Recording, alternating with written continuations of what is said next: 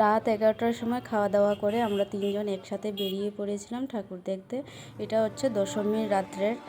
আর ভাবলাম একটু কিবা ভিড় কম হবে দশমীর দিন, যেহেতু বৃহস্পতিবার আর একটু বৃষ্টিও পড়ছে, সেই কারণে দেখলাম না, আমাদের চিন্তাধারাই ভুল, প্রচণ্ড ভিড়। আর হালকা হালকা এদিকে বৃষ্টি পড়াতে না ঠান্ডা ঠান্ডা ওয়েদারটা ছিল, এত গরম একটা ছিল না। আর এখানে সামনে একটা ঠাকুর আর কি আছে, এখানে দেখা হয় নাই আমাদের জ্যান্ত ঠাকুর। আর এই দেখো এখানে কেমন লাইন দিয়ে মানুষ দাঁড়িয়ে আছে ঠাকুর দেখবে বলে। এখানে লাইন দিয়ে দাঁড়িয়ে ঠাকুর দেখতে গেলে নাই নাই করে তোমার 2-2.5 ঘন্টা তোমার দাঁড়িয়ে লাইন দিতে হবে, তারপর তুমি ঠাকুর দেখতে। তাই আমরা এখানে দাঁড়াই নাই, এমনি ভিতরে ঢুকে আরতিটা দেখেছি।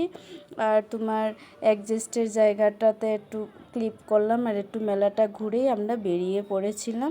নাই তো এটাতে যদি এত লাইন দেয়, অন্যগুলাতে আর আমাদের ঠাকুর দেখা হবে না। আর অন্যগুলো না দারুণ সুন্দর হয়েছে, কিন্তু লাইন দিতে হচ্ছে না, এটাই হচ্ছে সব থেকে বেশি লাইন দিতে হচ্ছে।